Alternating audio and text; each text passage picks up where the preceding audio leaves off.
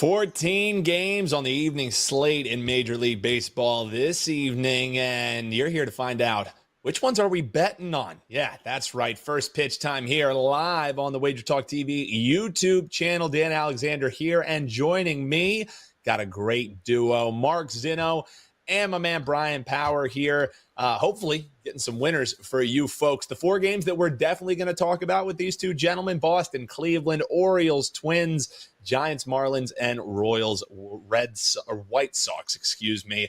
The other ones that we'll be talking about here are going to be determined by you live in the chat, whether you're joining us on YouTube Shorts, Instagram, Twitter, wherever you are. Hop in the comments, and we will be responding to you throughout the show.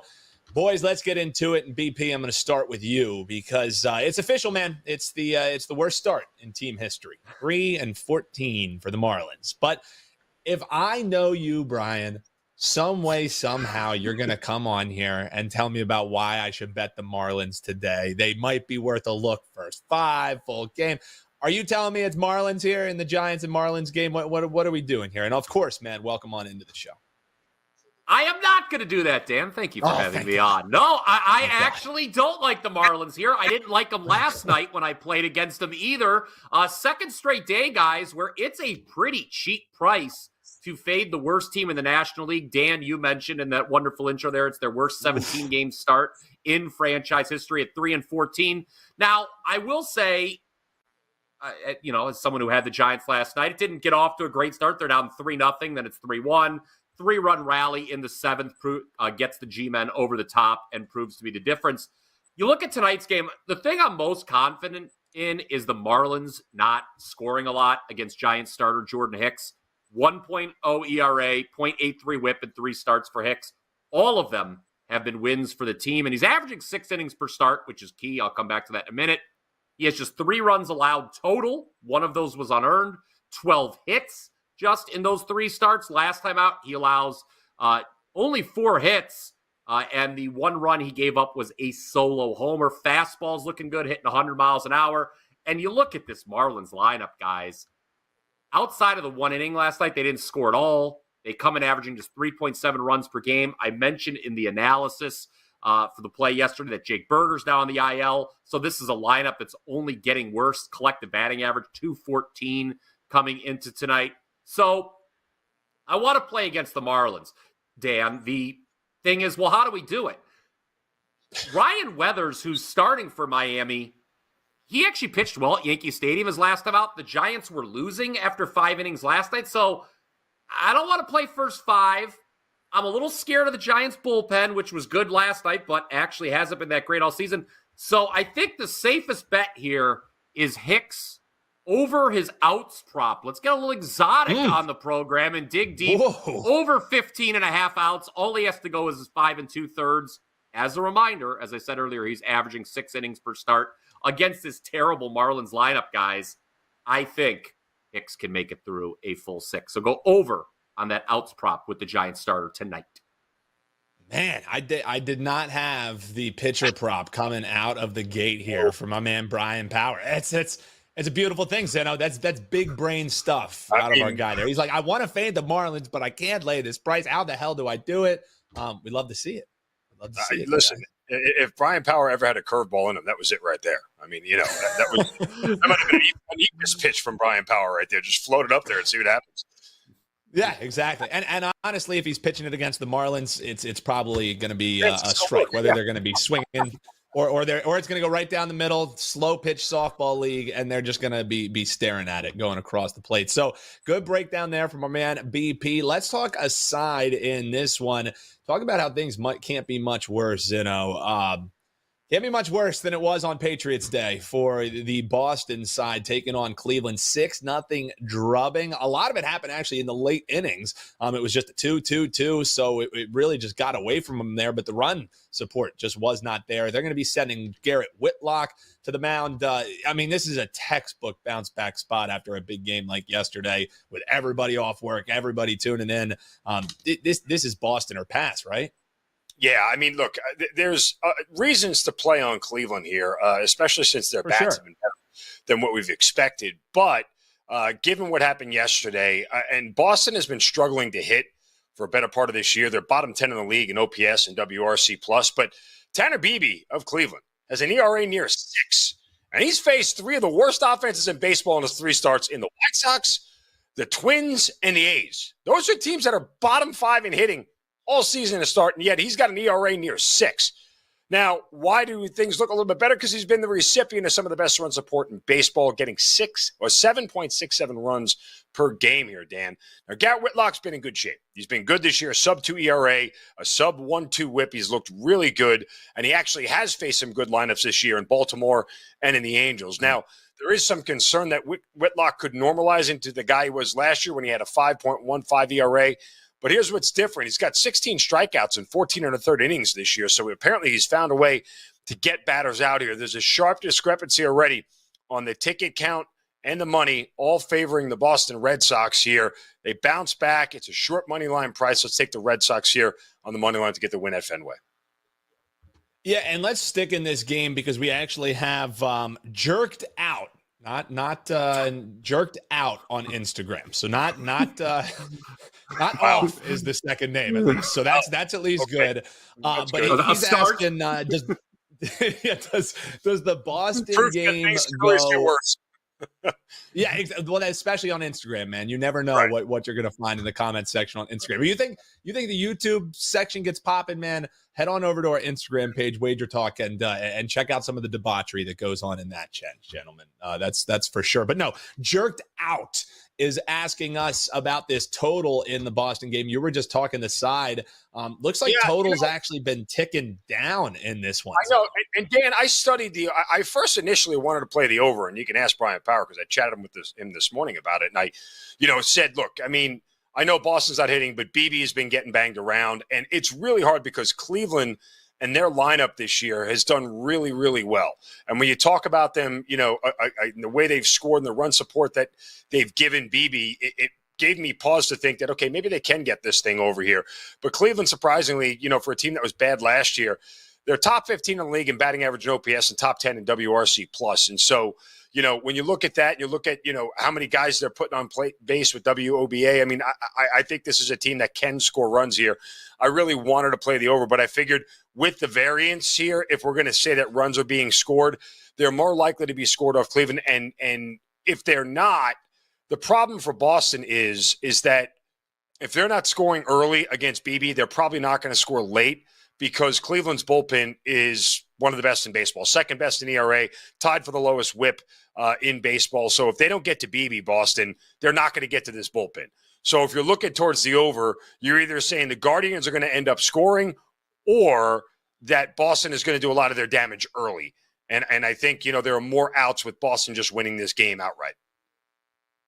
Any thoughts on that one for you, BP, before we swing over we got Eric DeLong in the chat wanted to talk about this Phillies game. So any memoriam here on the Boston total for you? I mean, the problem is the Red Sox just aren't scoring at home so far. Granted, it's a small sample size, but they're averaging 3.1 runs per game. They've been shut out not just yesterday, but twice in the last 4 games here. I mean, 3 hits, only 2 guys walked yesterday. They just didn't do a lot. I think if you would like the over, maybe, to what Zinno said, that if the Red Sox aren't scoring early, they're not scoring late. Maybe you look to the first 5 over. That might be better than the full game over because, if the Red Sox do any damage, it'll be early. And that first 5 number, you can get that at 4. So I think if you like the over, first 5 would be the way to go rather than the full game. If you're getting an even 4 there, Dan, that's a great number to take. I mean, at least you have the push in your back pocket, right? As opposed to the 4.5 where you lose and you need the 5th. So if I'm getting a 4, I'd probably lean first 5 because, like I said, if Boston can't get to Beebe, I think they're dead in the water regardless. Great point. No, great point. And like you're saying, sitting at that 4 even, if you can find that out there, push protection. Hey, I know we hate it when our plays push, but sometimes when I know like a best bet winner is amazing, but sometimes when you have a dead bet in the water that ends up as a push, you're like, shit, that was almost as good as a win sometimes. So having the push protection. And there are pushes that feel like losses. It's definitely an emotional moment. Exactly. Exactly. That's a very true one from Mark Zinno. Hey, guys, you're hopping in the comments. We appreciate it. But while you're joining us here live on YouTube or YouTube Shorts, throw us a like. If you're on Instagram, make sure you throw us a follow. Same thing if you're joining us live on Twitter. Or if you're on Facebook, hop in the comments there as well. But as you're joining us on the YouTube page, make sure you give us that thumbs up to thank these guys, giving you winners each and every day and breaking down as much as we can, determined by you, the chat here live on the show. The guys do have best bets coming up, but let's keep on rolling with some of these questions. Eric DeLong, my fellow Philly man, he wants to talk about this Phillies game. I mean, they were minus 270 favorites yesterday. It took extra innings for them to get it done. He wants to lay the run line in this one, and I get it. You know, after they won, heroics, this, that, and the other thing, they're big favorites. They can't possibly lose again or go to a tight one again. Ranger Suarez on the mound here. I don't know if I just am interested in laying a run and a half with this Phillies team right now. Any thoughts for you guys? No. And I don't like laying the 1.5 with the home team anyway. I've talked about that before. If you're dying to play the Phillies here, again, what about the first 5 and laying the half run? It's juiced. It's like minus 150 I'm seeing here on the WagerTalk.com odds screen. That's not great, but I mean, if the Phillies were to win this game in dominant fashion, you got to think it's a byproduct of this starting pitching matchup, right, Dan? You mentioned Ranger Suarez. The team is 3-0 when he's on the hill, 2.65 ERA, 0.706 WHIP. Meanwhile, Austin Gomber, he's stunk for a long time. Obviously, this Rockies pitching staff is a complete disaster. They're probably going to threaten the major league record for most runs allowed this year. And not only is he bad, I mean, everybody, it's tough to pitch at Coors, right? But on the road, he did not pitch well in his first road start. Yeah, I mean, I think that's maybe the best way to play this would be Phillies first 5. Although, again, you've got to lay a decent first 5 minus the half a run. Although, again, you've got to lay the juice. I don't know, maybe Zinno could look at a team total or something like that. That's exactly where I would have looked.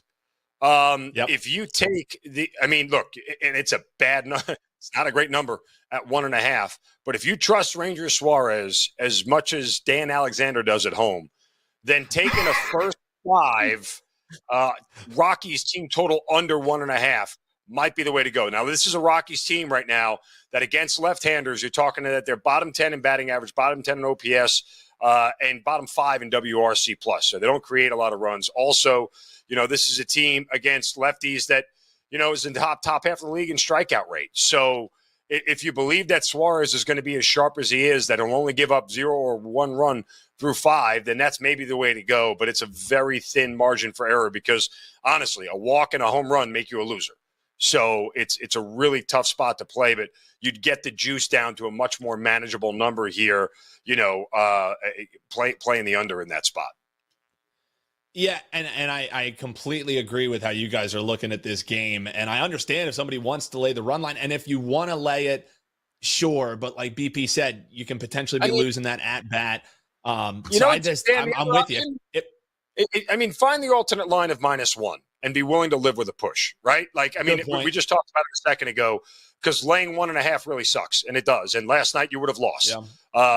So if you feel like it's one of those bad spots, then go ahead and find a book that's going to give you the -1. I know they're out there as an alternate line, and obviously win less, but you lay a lot less juice, and you're in a better spot. Yeah, and the only other thing that I when I heard you breaking it down, and BP was saying, hey, you potentially look at a team total. With the Phillies team total, I'm seeing like -130, 4.5 with an 8.5 total. Yeah. It doesn't do it for me. You know what I mean? Like there's enough games on the board that even this Philly ass homer doesn't have to make this play. You know what I'm saying? I think BP, I think you're muted. Do you have anything else to add before we move on here? That's good because you were talking, so I would have hated to yell over you. But I was just saying, the Phillies, as you know, Dan, have struggled to score this year too. So juiced 4.5 to the over. That's not great either.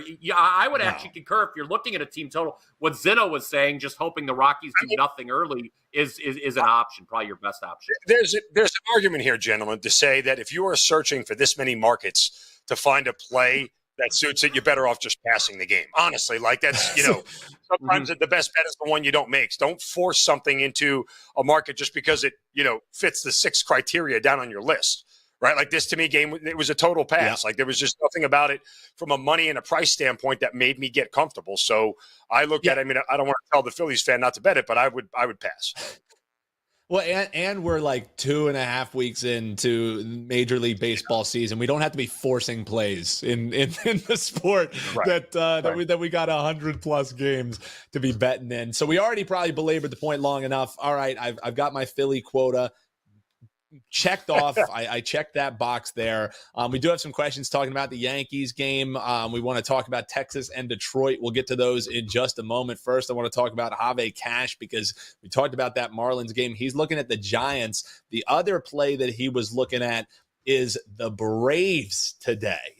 Braves, I mean, that was the play against Houston yesterday. I mean, that one was easy. Rocking chair winner kind of stuff right there. It looks like Brown and Lopez are going to be on the mounds here tonight. We're seeing a lot of split action in this one, so really feeling like a bit of a coin flip. BP, Mark, any thoughts on that one? The Braves.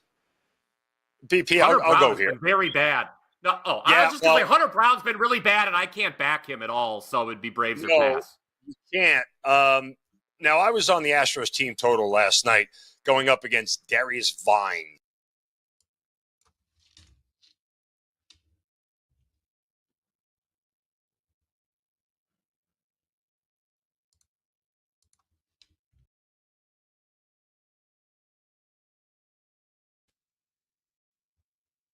I was gonna say I didn't know if it was. Am I back? I'm back and better than ever. Anyway. Mark. So I was saying last night that Houston, the bats, were knocking on the doorstep all night and didn't get through. This is still a really good Houston lineup. Now, the starter for the Braves is they're patchworking their whole rotation together at this point in time. But Ronaldo Lopez, sure, it looks great. Oh, my God. He's got a .75 ERA and a 1 whip. Well, he faced the White Sox and the Mets in his first 2 starts. The White Sox, doesn't matter where you face them, home, road, the moon, they're not going to hit. But he got the Mets at home. And so now he's back out on the road in a tough place to play against a lineup that can really hit. I know Hunter Brown has been bad, and look at that number because it stayed under last night. They're going to juice this number up again, expecting both these bats to come out and hit. I would actually tell you that it's Houston or pass for me.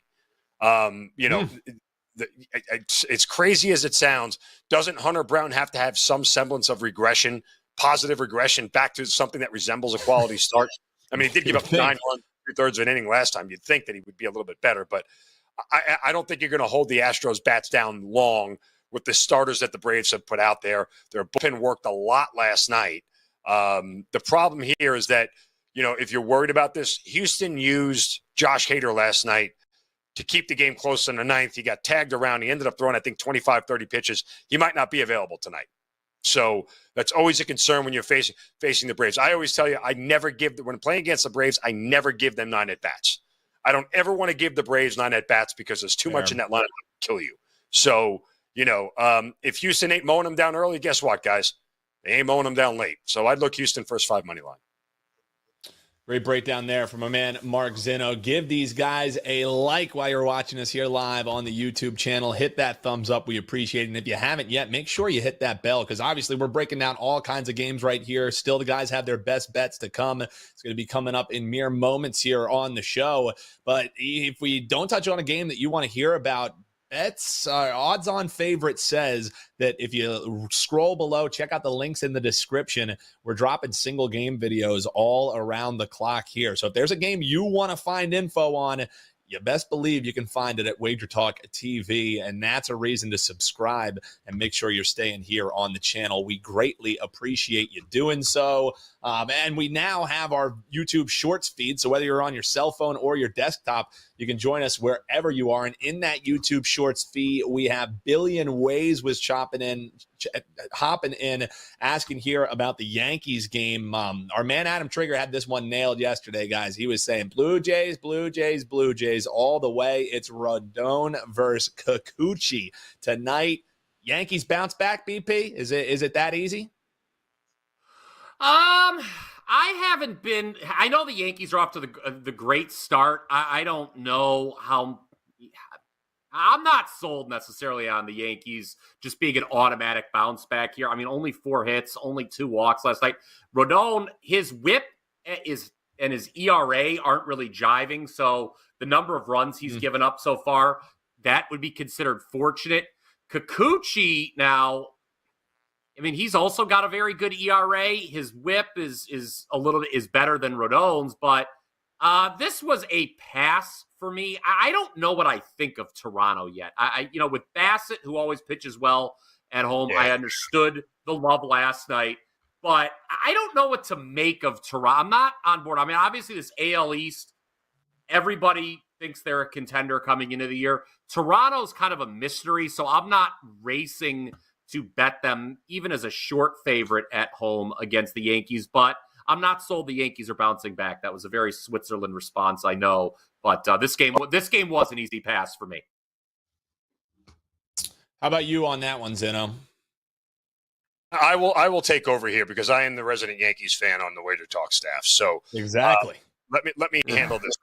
And again, not take anything away from Trigger because he and I talked yesterday. I mean, backing Chris Bassett at home is as good as you can get because the guy never gives up runs. He's now, I think, gone against the Yankees in his last 3 starts at the Rogers Center, giving up 1 run and striking out like 30. So he's just been on fire at home. Now, let's look at these 2 pitchers here. Both of these guys lefties. Carlos Rodon is not trustworthy at this point in time, period.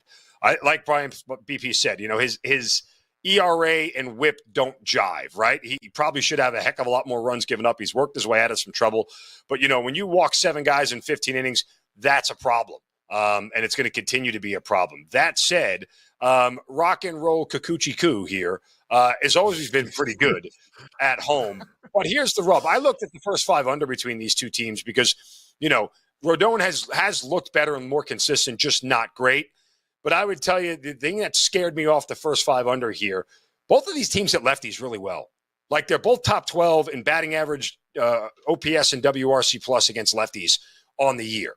Now, Toronto as a ballpark is pretty favorable to hitters, but it's one of those things where, I don't know that either one of these teams are going to come out swinging and getting a lot of runs against these pitchers.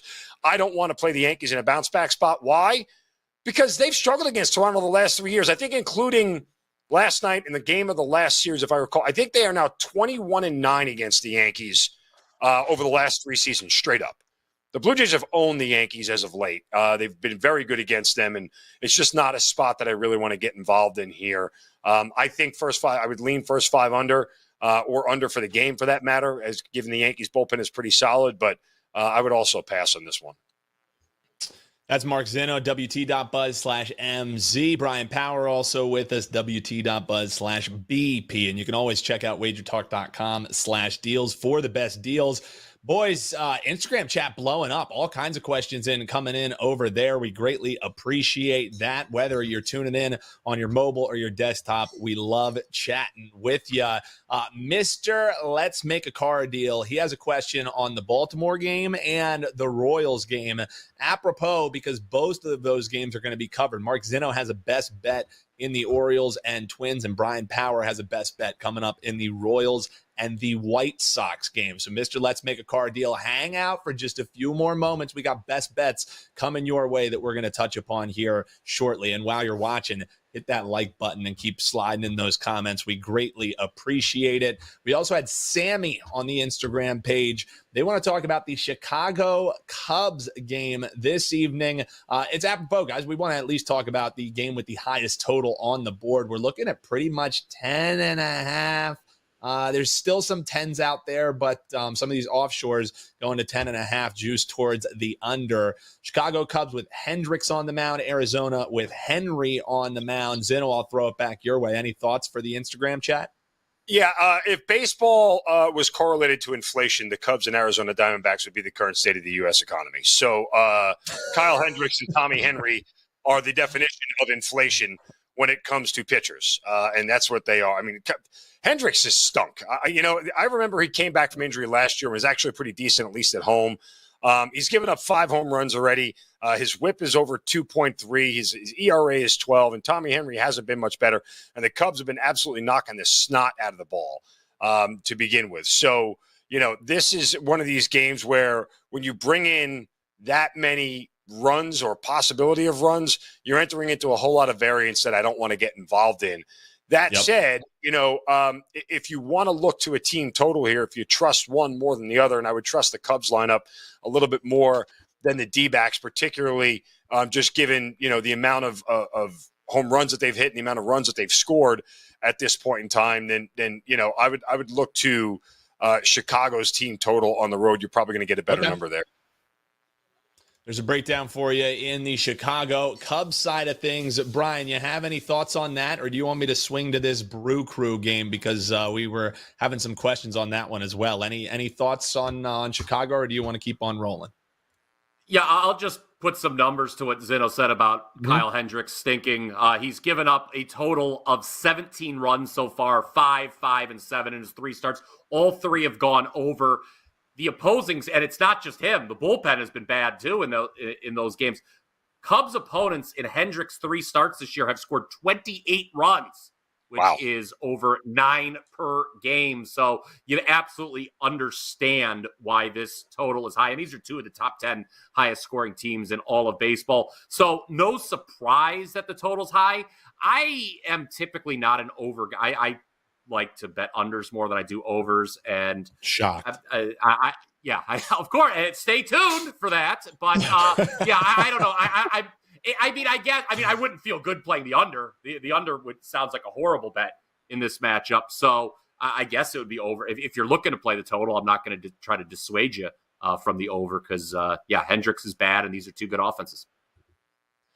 All right, guys, we got best bets coming up here in just a few, but we'll grab 1 or 2 more questions before these guys give you what they have isolated here on the show as their best bet for the show. If you want to see what they got for the clients, head on over to WagerTalk.com, the premium plays, and you can always go to WagerTalk.com, WT.buzz/deals to see the greatest and latest ways to save. Speaking of saving, you can ride with our man Teddy Covers. He's got a $2 Tuesday play up now. My man Bryan Power, he's got a 5% play up, so you never know what's going to be up and loaded over at WagerTalk. You got to check out these guys' pages. But San Diego and Milwaukee last night, San Diego said, "Who's your Padre?" to the Milwaukee Brewers. 7-3 was the final there. Zinno, any thoughts? We had the chat asking, hey, plus money price, Brew Crew, bounce back. Who's riding with us? Can they convince you in the chat to be riding with them?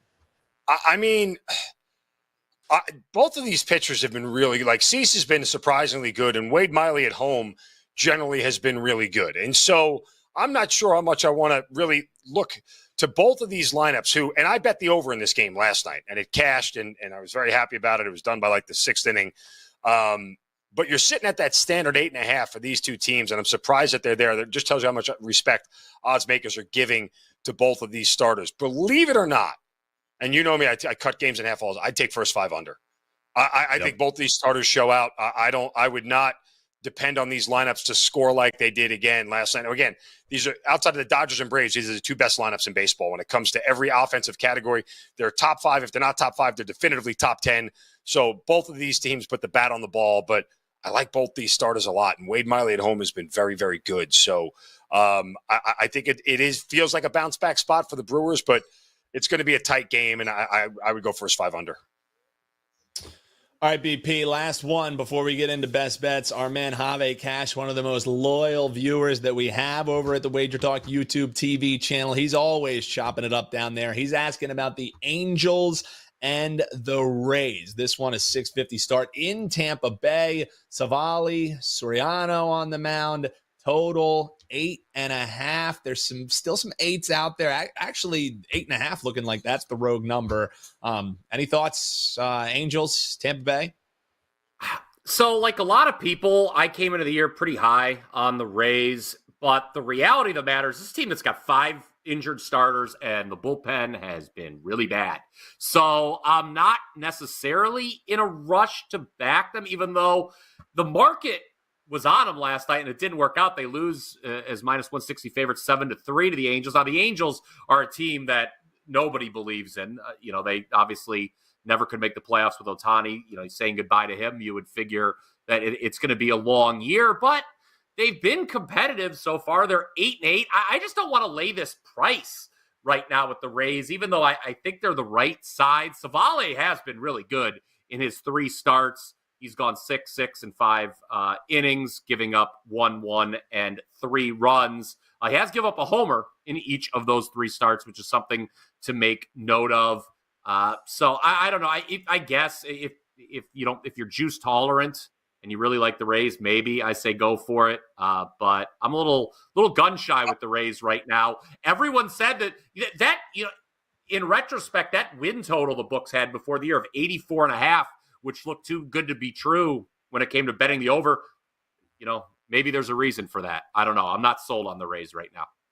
I'll add this, Dan, real quick. If you'd like to just look at a Savale K-prop, and I don't get into the K-prop market as much just because the juice is nuts, but you're talking about a Savale, who's averaging 9 strikeouts per 9 innings to this point on the season, and the Angels are top 10 in strikeout percentage against right-handers. So I think Savale will get into the 5th or 6th inning. If you're getting maybe a 4.5, 5.5, I didn't even look at the number, but I'm just saying if you're getting something that's moderate and the juice is under 140, minus 135 in that range, that's somewhat more tolerant, I think, for at least me. You might want to look at a Savale K-prop. Whew, all of this info, and we haven't even talked best bets, man. I give these guys a like. I'm going to go over to YouTube and give them a like myself. So, you're already here watching us. Hit that like button for these guys. And if you haven't yet, make sure you subscribe as well. As aforementioned, best bet time, guys. Mark Zinno, let people know what you have rocking and rolling over at WagerTalk.com for the premium plays. As far as the best bet goes, Orioles and Twins. It was the hot start that was the difference yesterday in that 7-4 series opener for the O's over the Twins. Hot start again here tonight. If it ain't broke, don't fix it, Mark. Yeah, look, we'll get to the game here in a second, but over at WagerTalk.com. Right now, guys, a 4-pack, NBA and Major League Baseball, jumping in on the playing games on a 9-2 NBA run as of late. We're up over 16 units since the end of July, so a 4-pack for you guys to jump in over at WagerTalk.com. That's WT.buzz/MZ. Baseball play included in the package as well. Orioles will face the Twins for the second game of their series, and they start Grayson Rodriguez. Rodriguez has been very good to start the season. A 2.5 ERA, a 1.17 whip, but he's also struck out 21 batters in 18 innings, and he's facing a Twins lineup that's batting just $186 over their last 10 games. More importantly, Twins own the 3rd highest strikeout rate against right-handers this season at 27.8%. So do that, guys. Do the math. 1 out of every 4 guys is sitting down on the bench with a strikeout. Orioles will face Chris Paddock. Got a 4.15 ERA and a 1.85 whip on the season. Orioles top 10 in batting average, top 5 in OPS and WRC plus against righties this season. Lastly, Twins, dead last in the majors. In first 5 innings, runs scored at 1.3 per game. Baltimore averages 3 runs in the first 5 at home this year. Twins have the best bullpen in baseball, so the O's don't get a lead after 5. Guess what? It's not a great spot for them to win the game. We'll take the Orioles first 5, lay the half run here with the Baltimore Orioles for my best bet. O's in the first 5, laying the half run. They'll have a lead after 5, says my man Mark Zinno, WT.buzz/MZ, and check him out on X at Mark Zinno. BP, you get to shut it down. You talked about how much you love unders, so make the case for us, man. And I don't get it, man. There's something about you and teams that are just off to their worst start in franchise history. You're like, I look at the board and I want to talk about the Marlins. I want to talk about the White Sox. But hey, at least that team meeting that the White Sox held on Monday really made a huge difference. 4 singles in the game yesterday. Yeah, bats coming alive there. This has to be the textbook Bryan Power under, right? Yeah, and I don't know what it is, Dan. I don't know if it's the fact that Trig is not also on the panel with me today. This makes it 2 games where I'm talking about terrible teams, and I am not endorsing them in any way, shape, or fashion. So interesting there. All right, I'll talk about what I've got up at WT.buzz/BP in just a moment. Big 5% play in the NBA. But let's get into this under on the Royals and White Sox. Earlier here in the show, Zinno brought up the very astute point that whether it's home, road, or the moon, the White Sox can't hit. This game is at Guaranteed Rate Field, which is a dumb name for a park, and it's not a good park either. We've talked about that on the show before. And this offense, guys, just stinks. It's missing its 2 best hitters, and they're facing Brady Singer, who in 3 starts has a .98 ERA and .76 WHIP. So it is no surprise whatsoever to me that Kansas City is a large favorite on the money line. Very interesting, guys. The White Sox, 2-14, worst run differential in all of baseball, -53. We expected they were going to be bad coming in. The Royals have the best run differential in all of baseball right now, +39. But I think these things are correlated because Kansas City is 5-0 this year against who? The White Sox after a 2-0 win last night. So no surprise at all. The White Sox are a big favorite, but I like the under here. Weather could be a factor at Guaranteed Rate Field tonight. The X factor is Jonathan Cannon, making his big league debut for the White Sox. This is the second straight White Sox starter making his big league debut against the Royals lineup. And what did the Royals do last night at the plate? Not much. They only scored 2 runs. And what's really interesting when you examine this great start for KC, guys, okay, it's been really feast or famine at the plate. Yes, they have 10 or 5 games with 10 or more runs. But in the other 12, they have not scored more than 5. I am very confident Singer dominates the White Sox. They average an MLB low 2.1 runs per game, 198 team batting average. So as long as we can avoid the Royals offense going wild, I think the under looks like a great idea. And I don't think the Royals are going to go wild here because, like I said, in 12 of their games so far, they've scored 5 runs or less. So I like the under 8 in this AL Central matchup. And yes, I do have a 5% play in the NBA playoffs tonight. Ooh. I am a perfect 6-0 all time with 5% NBA play since joining WagerTalk. That's pretty good. And this is my first of the season. It is my first 5% play of any kind, any sport in over 2 months. So very excited about this one. Head on over wt.buzz/BP to pick that one up. I've also got some Major League Baseball in the All Access if you are a subscriber, including that underplay, which I just gave you for free. 6-0, man. I don't even need my abacus to calculate, and that's 100%. That's our man Bryan Power with his 5% plays in the NBA. Just had to check the math, carry the one. It all checks out. So yeah. So just to recap, we got my man Mark Zinno. He is laying the half run in the first 5 with Baltimore. Our man BP is going under the total in the White Sox and Kansas City. And it looks like Circa Sportsbook has flashed a 7.5 on that one. So if you want to grab the 8, grab the 8 sooner rather than later. It seems like everybody wanting to bet the under, and it makes a heck of a lot of sense. And I know a lot of people who are in the chat, they love their parlays. If you want to put those two together, plus 250, a little best bet first pitch parlay here for you. Hey, I won't advise against it. That's Mark Zinno, Bryan Power. Check them both out at WagerTalk.com. Check out those premium plays that they have rocking. I mean, we covered damn near over half of the games on the board here in less than 45 minutes for you. If you still need more baseball content, you don't have to go far. You can scroll below in this description, see the links that we have to our single game breakdowns. If there's a game you want to find out about, you can find it here at WagerTalk TV. And if you're joining us on the rewatch here, then all you got to do, click the video on the screen right now. You don't have to go far to continue getting all the info you need to bet all the sports you love.